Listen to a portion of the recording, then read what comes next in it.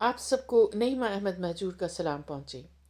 जम्मू कश्मीर में सोनमर्ग के मकाम पे जैड मोहर टनल के इफ्तिताही तकरीब के मौके पे अवाम को उम्मीद थी कि वज़ीर आज़म रियासती दर्जा बहाल करने का ऐलान ज़रूर करेंगे, मगर उन्होंने अपनी तकरीर में इसका जिक्र नहीं किया।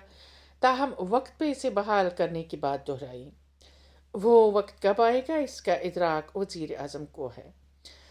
फिर अवाम को उम्मीद थी कि वज़ीर आला उमर अब्दुल्ला वज़ीर आज़म को सख्त अल्फाज में याद दिलाएंगे कि सुप्रीम कोर्ट की सिफारशात के तहत रियासती दर्जा इंतखाबात के फ़ौरन बाद बहाल होना चाहिए था, जिसमें ताख़ीर की वजह जमहूरियत या इंतखाबी अमल पर से लोगों का एतमाद उठ रहा है। याद दिलाना चाहिए था कि इस खत्ते ने जब मेरे दादा शेख मोहम्मद अब्दुल्ला की लीडरशिप में हिंदुस्तान के साथ इल्हाक किया था, तो इस बात की ज़मानत ली गई थी कि हमारी अंदरूनी खुद मुख्तारी से कभी छेड़छाड़ नहीं होगी।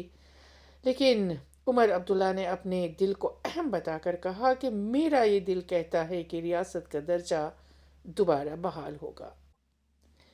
आवाम को कोई मजबूरी नहीं कि वो आपके दिल को देखे। वो इस खत्ते में सियासी हकूक, जिसमें रियासती दर्जा और अंदरूनी खुद मुख्तारी शामिल है, इसकी बहाली चाहते हैं, जिसके लिए आपकी पार्टी को वोट दिया गया।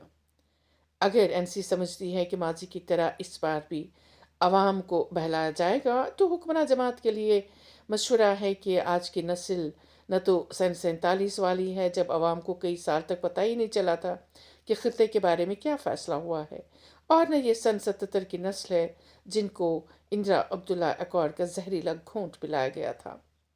आज के नौजवान पढ़े लिखे, संजीदा, बुरुदबार, सियासी शऊर रखते हैं। वो मुश्किल तरीन मराहल से गुजर कर यहाँ पहुँचे हैं।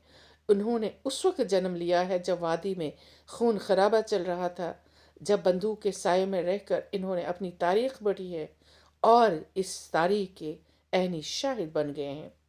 वो आज बारीक बीनी से सभी सियासी जमातों को ताक रहे हैं, ख़ास तौर से नेशनल कॉन्फ्रेंस को। मेरा मशवरा है कि नेशनल कॉन्फ्रेंस ने जो वादे किए हैं, इनको पूरा करने की हिम्मत दिखाए, और इनकी बात दिल्ली में जाकर करनी होगी। माजी की सियासत को छोड़ना पड़ेगा। जब आप दिल्ली की बात कश्मीर पे थोपते थे, अवाम को ये आज मंजूर नहीं। अवाम वक़ार और इज़्ज़त की ज़िंदगी चाहते हैं, और वह अपने हुकूक की बहाली चाहते हैं। अवाम आपसे इंतखाबी मंशूर का टाइम फ्रेम चाहते हैं। अगर आपने सब कुछ स्टेट हुड से मुंसलिक कर दिया है, तो वो भी आप बराए मेहरबानी वोटर को बता दीजिएगा। गुज़श्ता 5 बरसों में जम्मू कश्मीर में अच्छी खासी तरक्की हुई है, जिसके लिए वोट नहीं डाला गया। फिर ये वोट बीजेपी को जाना चाहिए था, लेकिन वोट आर्टिकल 370 की बहाली के लिए दिया गया, और जिस पे एनसी ने वोट लिया, इसलिए कि इस पार्टी का बुनियादी स्ट्रक्चर मजबूत था। जिस तरह बाकी जमातों का ताना बाना बिखेर दिया गया था, इस आंसलाट से एनसी बच गई थी। इससे पहले अवाम का एतबार फिर आपकी हुकूमत पर से उठ जाए, अवाम के साथ करीबी राब्ता रखें और इन्हें साफ साफ बताइए कि सियासी हुकूक की बहाली के लिए क्या इक़दाम किए गए हैं। अगर वज़ीर आज़म की तारीफ़ करने से ही अवाम के हुकूक बहाल कर दिए जाएंगे, तो फिर हर शहरी दिन रात तारीफ़ें करना शुरू कर दे। इंतखाबात कराना या वोट डालना तो फिर बेईमानी है। इस पे इतना रुपया खर्च करना फिजूल है। मरकजी हुकूमत अपनी जिम्मेदारियों से पीछे नहीं हट सकती, जिसने स्टेट हुड का वादा किया है और जिसको अब तक बहाल करना चाहिए था, लेकिन नहीं किया। जम्मू कश्मीर के अवाम अपना तशख़्ख़ुस, अपने हकूक़ और अपने वक़ार की बहाली चाहते हैं।